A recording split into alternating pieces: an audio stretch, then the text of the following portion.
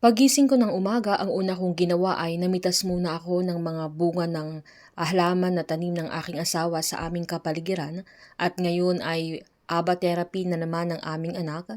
Kaya maaga akong nagluto ng kanyang breakfast habang tulog pa siya. Maghanda ako ngayon ng sotanghon dahil ito yung isang paborito niya. Nagisa lang ako ng bawang at sibuyas at pagkatapos ay nilagyan ko ng sahog na Hungarian sausage para may lasa. Dinagdagan ko din ng betchin, konting paminta at nilagyan ko ng nor cubes pampalasa niya.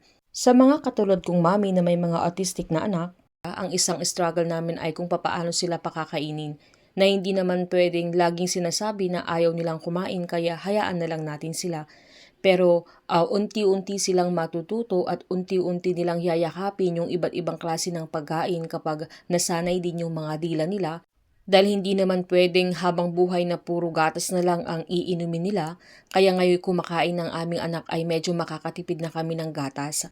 Alam niyo ba sobrang nalungkot ako nang mapanood ko yung isang viral post ngayon sa social media na isang mami na pinatay yung autistic na anak na 6 years old na siguro madaming tao ang naghusga kung ano yung kalagayan ng ina or kung bakit niya nagawa yung bagay na yon sa kanyang anak. Noong inassess si Zep sa kanyang occupational therapy, after po na na-assess ang aming anak ay maging ako na nagbabantay sa kanya ay inorient ako ng occupational therapist. Doon niya pinaintindi sa akin na normal ang stress, madidepress at minsan talagang iiyak yung mga mami na may mga autistic na anak lalo na kung tayo ang full-time na nagbabantay sa kanila. Kahit sinasabi natin na tanggap na, maging ako, tanggap na namin yung sitwasyon ng aming anak. Pero sa totoo lang may mga pagkakataon talaga na napapagod, nai-stress, nadidepress, may mga pagkakataon na umiiyak, may mga pagkakataon na kapag mga katabi niya ay yung mga ibang bata na hindi autistic, na talagang malaki yung pagkakaiba. Pero kahit anong gawin, kahit anong pili, talagang yun na yung sitwasyon nila.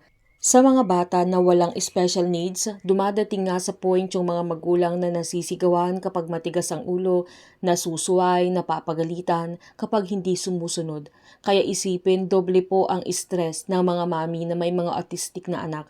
Dahil doble ang ugali nila, doble ang tiyaga, doble ang pangunawa na kailangang ibigay sa mga ganitong klase ng anak. At isang dumadagdag pa sa stress na nangyayari o nararanasan ng mga magulang na may mga autistic na bata, hindi po naiintindihan ng lahat ng tao sa paligid. Based po sa mga kwentuhan ng mga katulad kong mga mami na may mga autistic na anak, dahil sa mga therapy center po ay kapag nag-aantay yung mga magulang, nag-aantay yung mga nagbabantay, mga yaya, mga lolo, mga lola, nagkwentuhan kami. Doon nagsisharean kami kung ano yung mga experience na minsan nahuhusgahan ka ng mga tao sa paligid mo. Minsan, mismong sa loob ng pamilya, mismong mga kaibigan, na imbes na tulungan sa emosyonal, sila ang dumadagdag sa bigat, sa stress na nararamdaman ng mga magulang. Hindi naman po sa lahat, hindi ko naman po nilalahat, pero based po yun sa mga experience ng mga magulang na humaharap sa ganitong pagsubok. At meron ding nag-share na more than 1 year na sila sa boarding house, nagbo-boarding sila. At dumating yung point na nireklamo na sila ng mga kasama nila sa boarding yung mga kapitbahay nila dahil every madaling araw naglalaro yung anak nila, sumisigaw, tumatakbo at napupuyat na yung mga katabi nila dahil yung kalagayan ng kanyang anak. Sabi po ng mami na yun, naiintindihan niya yung sitwasyon din ng mga kapitbahay nila sa apartment na yun or sa place na yun.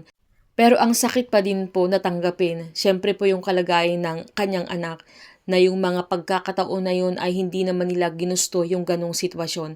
Kaya kailangan nilang lumipat sa ibang boarding house na naman dahil malayo nga yung lugar nila sa therapy center kaya kailangan nilang maghanap ng ibang lilipatan or ibang titirhan nila para maipagpatuloy yung therapy ng kanilang anak. Alam niyo ang sabi namin sa isa't isa sana, kami na lang ang magkakapitbahay dahil kahit magdamag na puyat, magdamag silang naglalaro, magdamag na naghihiyawan, hindi nakakatulog, nagkakaintindihan sa isa't isa dahil makaka-relate ka sa sitwasyon ng mga magulang na ganito kapag ikaw po yung nasa sitwasyon. Kaya sabi nga namin kahit every night na puyat, every night na sigawan, every night na naglalaro na kahit madaling araw. Walang magrereklamo kung kami ang magkakapitbahay dahil alam namin yung hirap, alam namin yung sitwasyon ng bawat isa. Kaya sana kaya nating ipadama yung pagiging mabuting tao.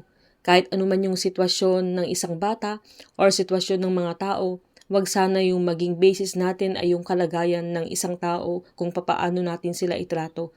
Mayaman man, mahirap, pantay-pantay po sana yung pagmamahal, respeto at pagkalinga sa bawat isa. Hindi batayan kung ano yung meron sa isang tao or sitwasyon ng isang tao, kung papaano mo pakikisamahan, kung papaano mo tutulungan, or kung papaano natin ipapadama yung pagmamahal at respeto bilang tao sa bawat isa. Maganda ang mood ng aming anak sa kanyang 2 oras na ABA therapy dahil hindi siya umiyak, walang tantrums at lahat ng mga pinagawa ng kanyang teacher na task sa kanya ay tinapos niya at nagre-respond din po siya.